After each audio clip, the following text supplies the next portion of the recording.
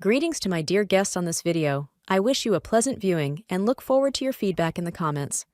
They say your biggest victories should feel like standing at the top of a mountain, soaking in the wind and the sun and the applause. But that's not how it felt for me.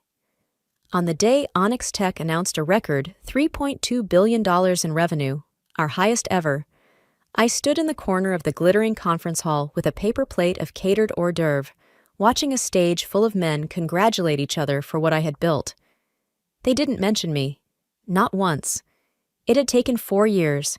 4 years of working 14-hour days, slashing burn rates, overhauling product development, and dragging our ailing systems out of the tech dark ages. I joined Onyx Tech when we were barely holding on, hemorrhaging clients and credibility after a series of botched launches. I was brought in quietly, without fanfare, Director of Strategic Operations, which really meant the woman we hope can save us. And I did. I built a modular rollout strategy that cut onboarding time in half. I led the restructuring of our DevOps pipeline, pushed for microservices when everyone else was still clinging to monoliths. I made enemies, sure. You don't change a culture without drawing blood.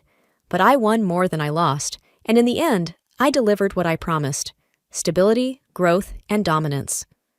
Our biggest client, a multinational logistics firm, once said, "Ginny's team doesn't just deploy code, they deploy confidence." I still have the sticky note where I wrote that down. So, yes, I expected a little recognition. Instead, I got an email. The subject line hit me like a slap: compensation change notice. At first, I thought it was a mistake. Maybe a bonus confirmation that just got phrased badly. But no. It was a reduction. A 15% salary cut.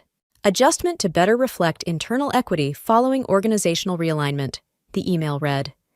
I stared at my screen as people around me clinked champagne glasses. The CEO, Martin Vellum, stood under a spotlight, talking about visionaries, risk-takers, and the next generation of leadership. Behind him, a slideshow flashed portraits of key contributors. I wasn't one of them. No photo, no mention. Not even a nod in my direction, though I was standing 20 feet from the damn stage. I felt invisible. No, worse. I felt like I was being erased. It was subtle at first, the way the floor shifted under me. I noticed that my calendar was missing invites to the new strategy meetings. That tasks I used to oversee were now being funneled through a freshly created Office of Digital Transformation.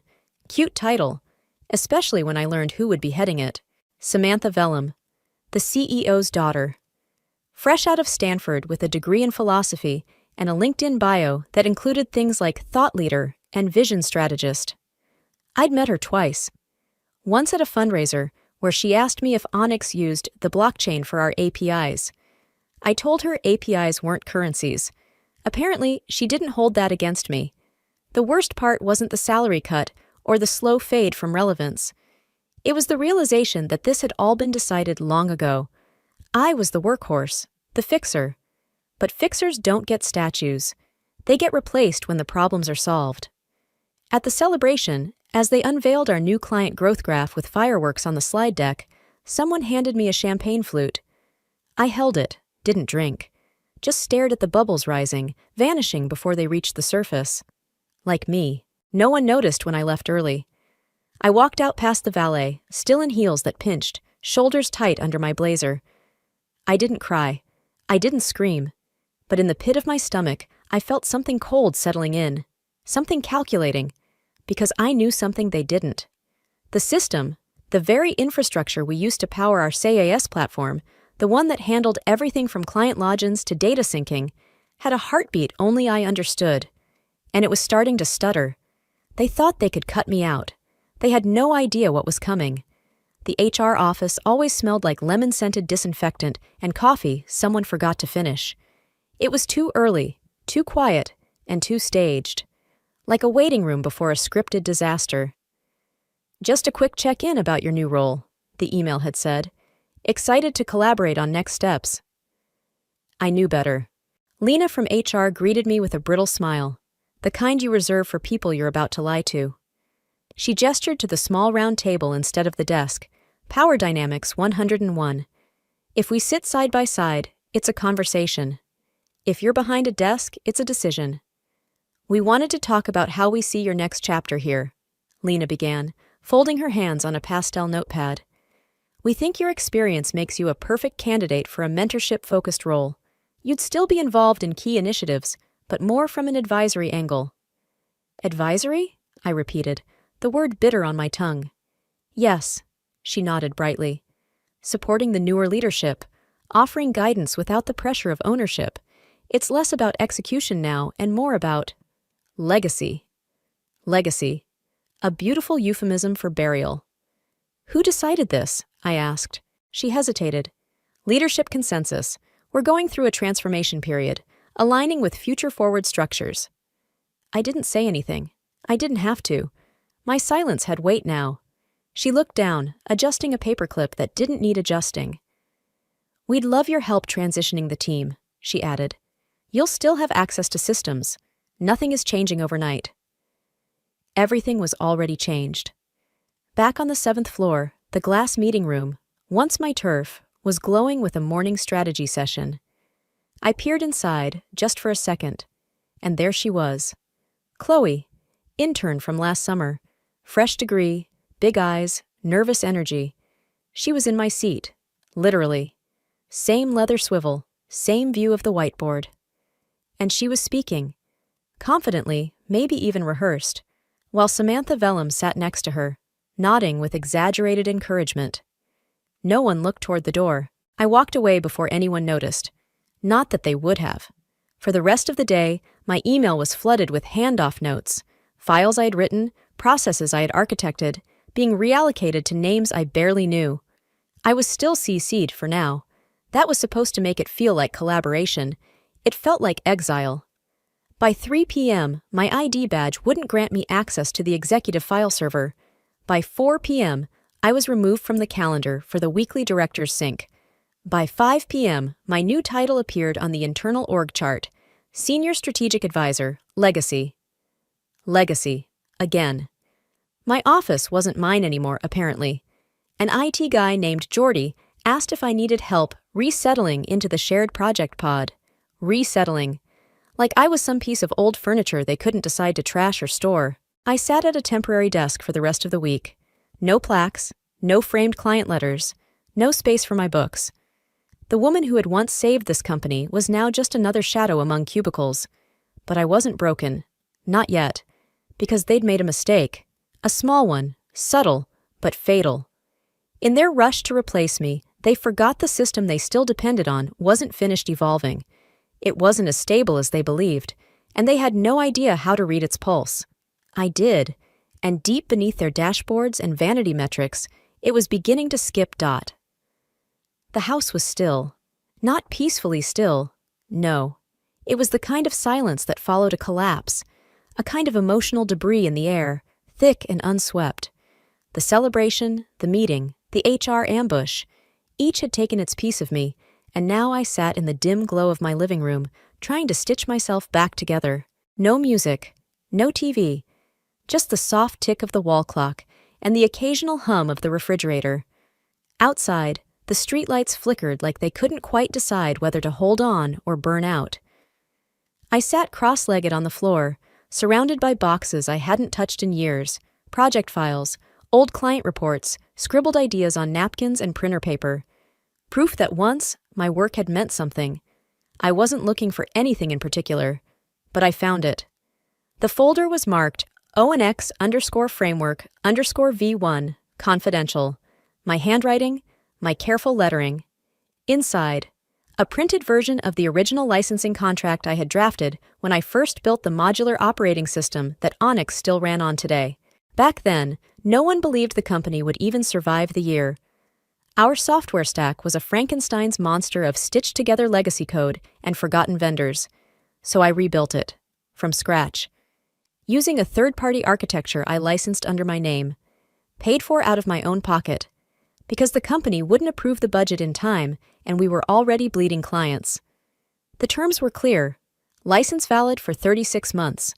Subject to personal renewal by original licensee. Failure to renew within 21 days of expiration will result in full system lockout and automatic deactivation of core services.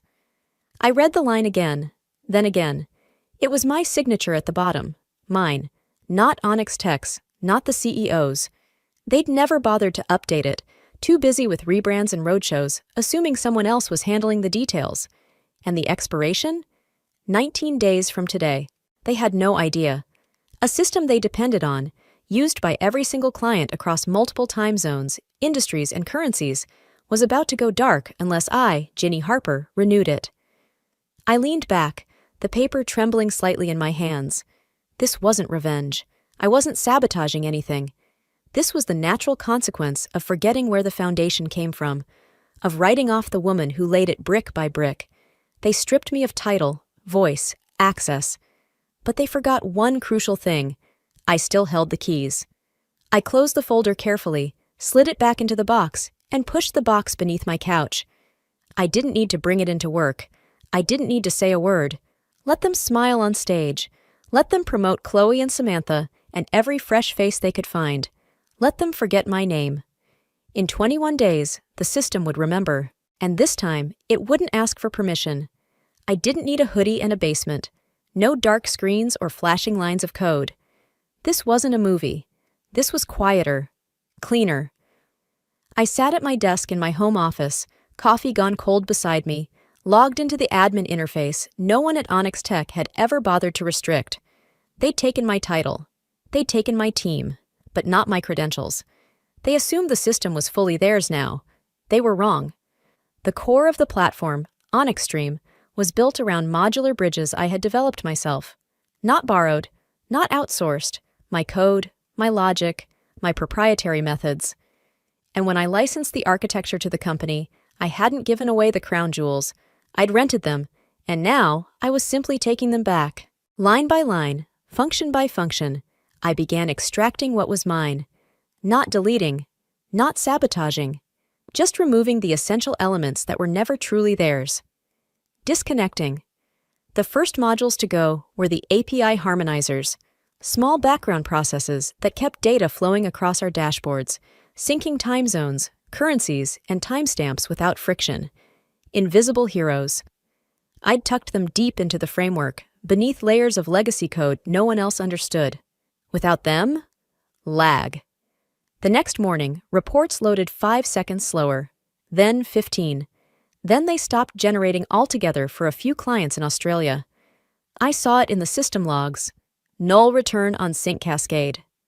A harmless-sounding error that was actually the first crack in the wall. By midweek, the sales dashboard, one of Samantha's favorite tools, froze halfway through a presentation. Her assistant posted in Slack, "Glitching again. Anyone know what's up with the Client Delta tab?" They didn't, because the Client Delta tab ran on a query engine I had written in my second year, an experimental script that optimized memory calls by redistributing server load on the fly. It wasn't documented. It wasn't open source. It was mine. Now it was gone. Emails started flying behind the scenes. It blamed vendor latency. Engineering suggested clearing cache. One junior analyst even floated the idea that it was a DDoS test from the cybersecurity team. No one looked in the right place. No one thought to ask me, because I was just a legacy advisor now. Background noise. But the system knew me. It knew when I touched it. And now it was reacting. The glitches were still small, isolated. But that was intentional. This wasn't a storm. This was a slow drip. A leak in the ceiling no one notices until the roof caves in. I didn't feel proud. I didn't feel triumphant. But I did feel something I hadn't in weeks. Control. Chloe started wearing heels to the office. Not because she needed to, but because she wanted to sound important when she walked. You could hear her coming down the hallway before you saw her. Click, click, click, like punctuation marks announcing her presence. She was still technically shadowing Samantha, but lately she'd started introducing herself in meetings as the director's liaison. There was no such role, but no one corrected her. She'd begun replying to emails meant for me. Even took over one of the recurring syncs I used to lead, framing it as a chance to explore fresh perspectives. It wasn't malicious, not exactly, just overeager, ambitious, but in that clumsy, sharp-elbowed way that pretends confidence is the same thing as competence. On Wednesday afternoon, I passed by the breakout room and overheard her on a call. I think we're going to sunset some of the legacy logic. It's causing all sorts of data artifacts, she said brightly. I've flagged the Ginny modules for review. The Ginny modules. I paused. She said it like they were some dusty set of outdated functions, remnants of an old version of the company. Something to be swept away so she could build her paper palace on a clean slate. It was laughable and insulting. Later that day, I walked into the analytics room, the one with the glass walls and the giant dashboard screen that used to pulse with the heartbeat of our systems. Chloe was already there, poring over error logs and rattling off theories to an overwhelmed IT intern. I didn't announce myself. I simply walked up to the console, leaned over her shoulder, and said quietly, "Those data artifacts you're seeing aren't from the modules. They're the result of the bridge variables being disconnected, which only happens when someone disables the mapping layer." She blinked. I didn't disable anything." "No," I said calmly, "but you told the team to stop loading the legacy reconcilers. Those are the mapping layer." "I was told they weren't essential anymore," she said, defensive. "By who?" She didn't answer. The intern awkwardly shifted in his chair. I turned to him and smiled kindly. "The errors you're seeing are because the system is reverting to default sync logic. It's not equipped to handle multi-point currency drift without the patch layer. That's why you're getting null on Q3 projections." He nodded, grateful. Chloe didn't move. I turned back to her. "You might want to slow down on trying to erase people's work, Chloe. Some of us built this place from the ground up, and we didn't use glue sticks and buzzwords." She flushed, but tried to recover. "I'm just trying to optimize what's here. Isn't that the goal?" I let the silence stretch for just a beat too long. "Then optimize. But don't pretend you understand it when you don't. That's not leadership, that's performance." Then I walked out. Behind me, the dashboard flickered. One more glitch in a growing pile. Chloe didn't know it, but the system had already begun to reject her like a mismatched transplant. And when it collapsed, she'd be standing right in the center of the mess, heels and all dot by Friday. Chaos had grown legs. Glitches were no longer isolated. What started as quirky delays and occasional sync mismatches had spread like cracks in tempered glass. Reports failed to compile. Forecasts looped into empty datasets. Dashboards began flashing red, not alerts, just confusion. Inputs that once flowed like clockwork now jammed mid-process, leaving half-complete visualizations frozen on monitors. The engineers were scrambling. Slack was a war zone of bug reports, confused threads, and increasingly panicked emoji reactions. People were tossing around words like stack overflow, memory bleed, and invisible bottleneck. No one could agree on a cause. Too many systems were involved, too many hands in the kitchen, and all the while, leadership kept telling them to push forward. Patch it. Restart the node. Try a rollback. But it wasn't a bug. It was an unraveling. And I was watching it happen from the outside, calm, silent, detached. That weekend, an email slipped into my inbox. From Gary Kim subject, not a coincidence. Time, Saturday, 10:03 p.m. Ginny. I know you're probably not checking these anymore. I heard what happened, and I'm sorry. But I've been digging into the system logs, and I don't think this is a coincidence. It all seems too calculated. The way each subsystem degrades just after the next one loads. Like a sequence. Like someone knew exactly how this would play out. None of the new devs even understand how half the platform works. Chloe's been pushing hard to strip out your modules, and now everything's falling apart. I'm not accusing. I just wanted to say, I see it. Gary, I read it once, then again, and then I deleted it. Not because I was guilty, but because there was nothing left to explain. I wasn't in the system anymore. I wasn't in the meetings. I wasn't on the charts, in the credits, in the loop. And that was my greatest power. Absence. They'd tried to make me invisible. Now they were learning what it really meant to live without me. The logs didn't lie. The cracks were spreading across departments like a virus no one could trace. Sales blamed IT. It blamed product. Product blamed legacy logic. And Chloe? She kept smiling in meetings like it wasn't her tower that was tipping. Meanwhile, the silence I left behind had started to feel deafening. and they still hadn't realized what or who was missing. But they would. Soon. The message came on a Tuesday morning. Simple. Elegant. Just like her.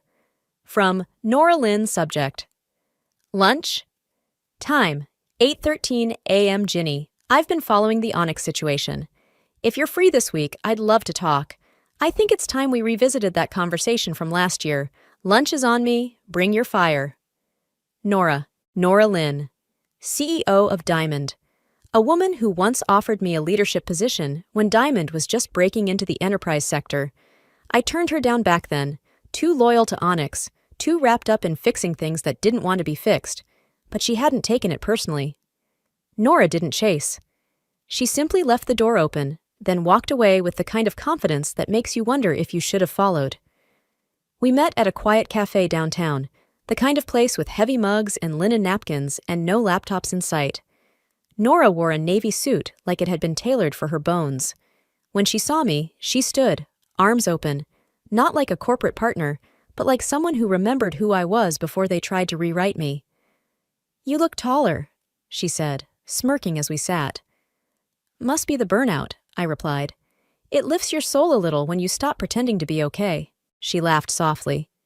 "I heard things are turbulent." Turbulent is polite.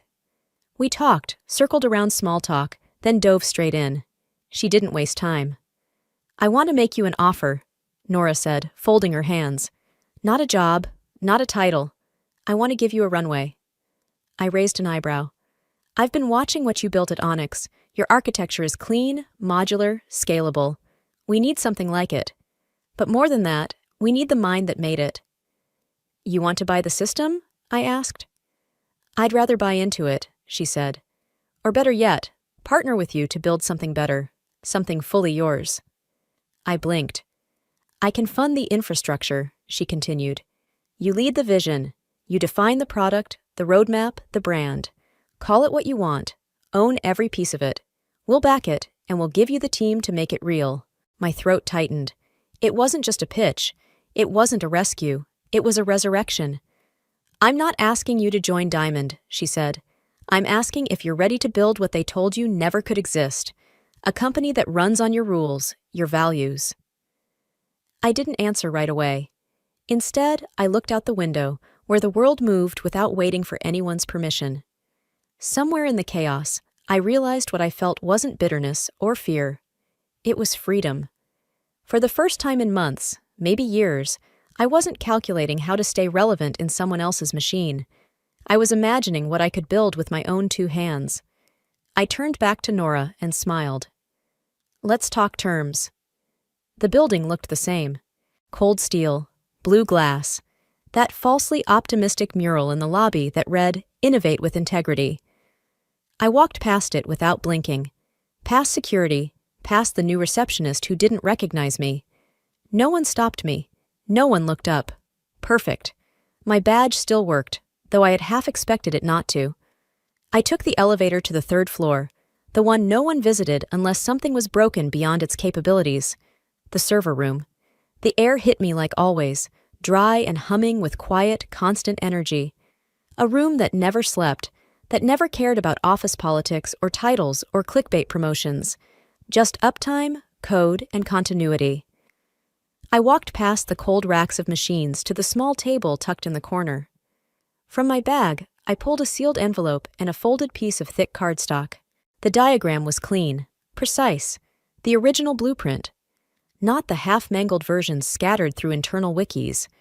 This was the true skeleton of the Onyx system, where every thread connected, where every dependency nested. No one else had ever seen it in full. The letter was simple. To whom it may concern, this system was never hacked. It was never sabotaged. It was withdrawn. Ownership is more than a legal document. It's trust. You broke that. And I no longer owe you access to something you never respected.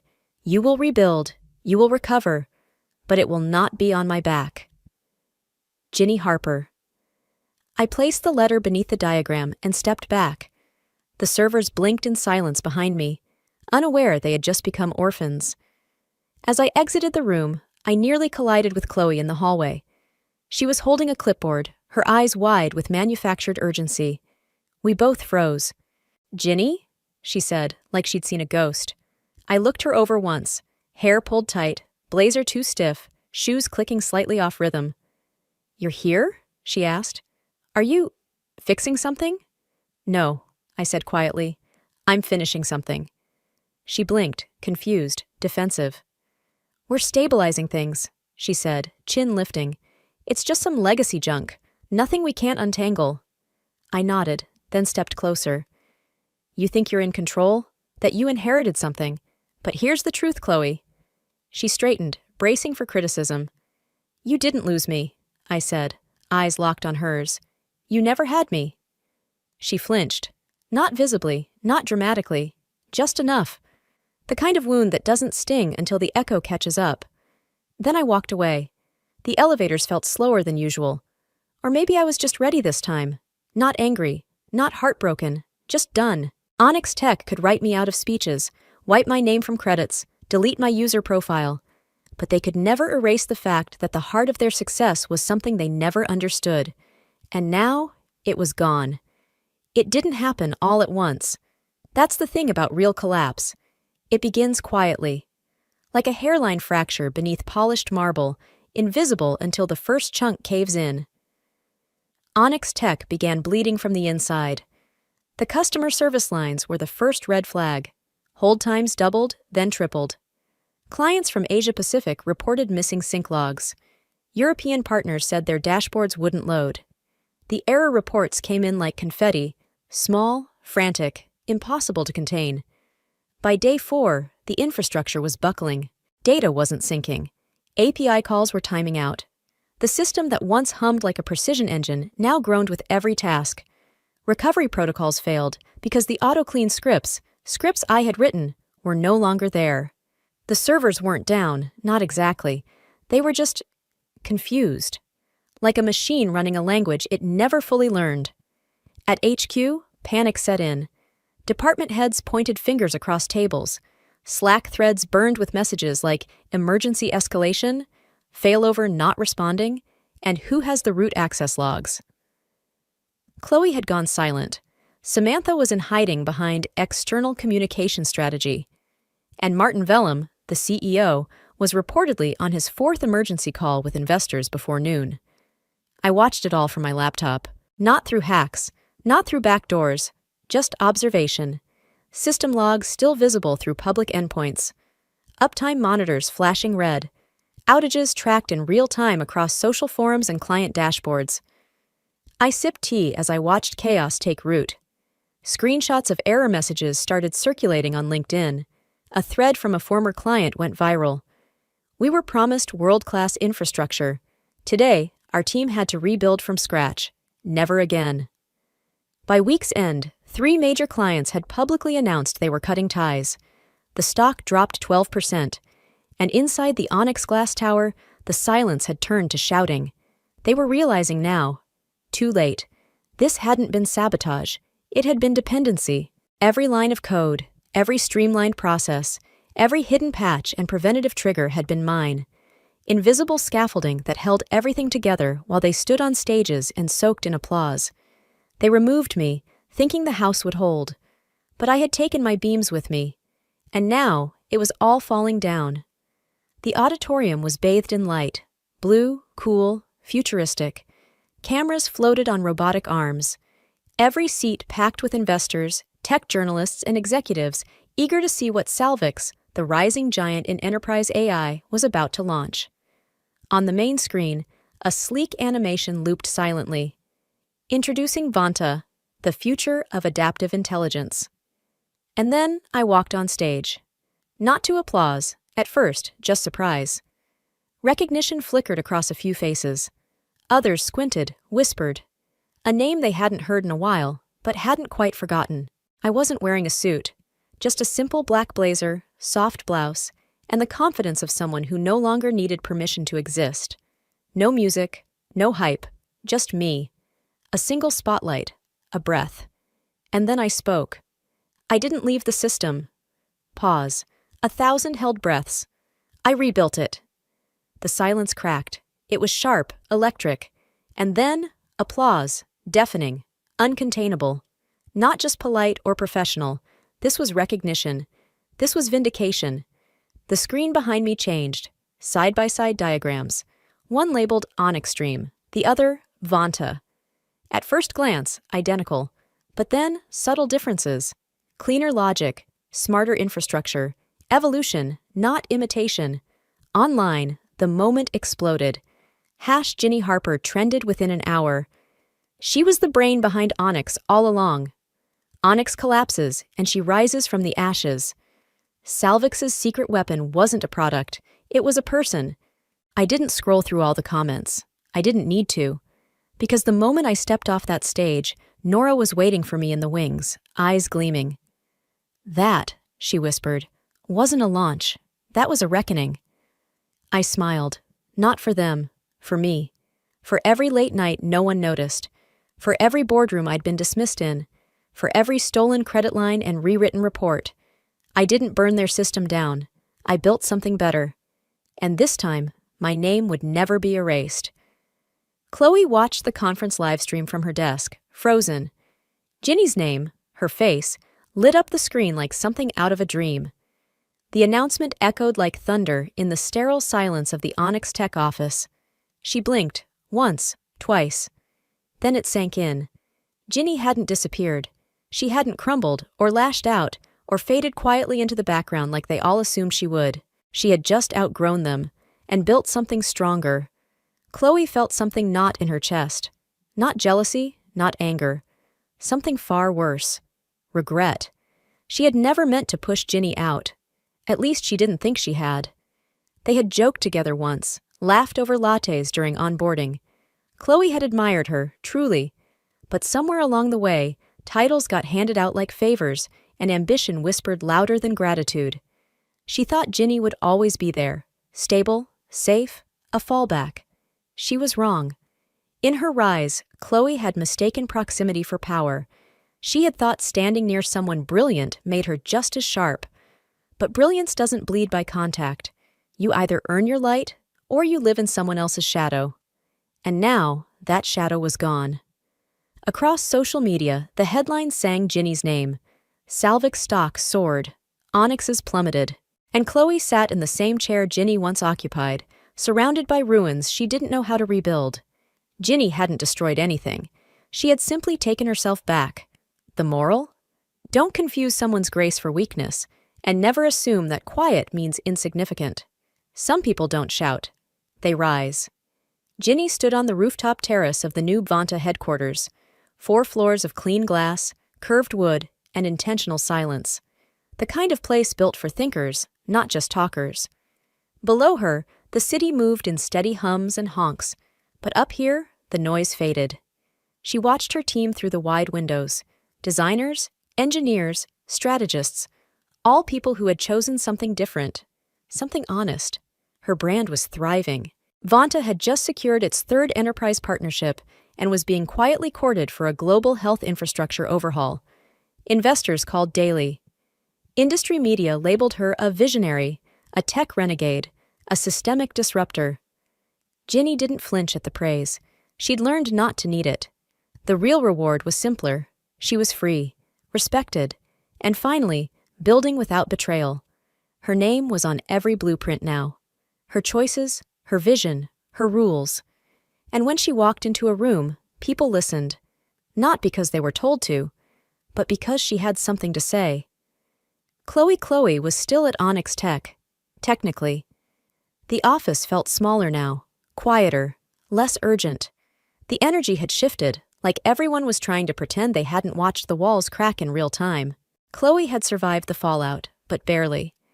She had been demoted after the 3rd client walked out. The director's liaison title disappeared without a memo. Her tasks became menial, the meetings fewer. Worse, she had become a cautionary tale. Whispers followed her into rooms. Even when no one said anything, she could feel the shift, like everyone had already written her ending. She wasn't angry at Ginny. Not anymore. She'd spent weeks replaying every conversation, every moment she hadn't stood up, hadn't spoken out. In hindsight, she realized what Ginny had been. Not just a mentor, Not just a colleague, but a shield. And Chloe had let them dismantle her. Now, she watched Vanta from a distance. Press releases, product demos, LinkedIn clips. Sometimes she thought about reaching out. Just to say sorry. Just to say, I didn't see you until it was too late. But she never typed the message. Some absences aren't meant to be filled. They're meant to be remembered.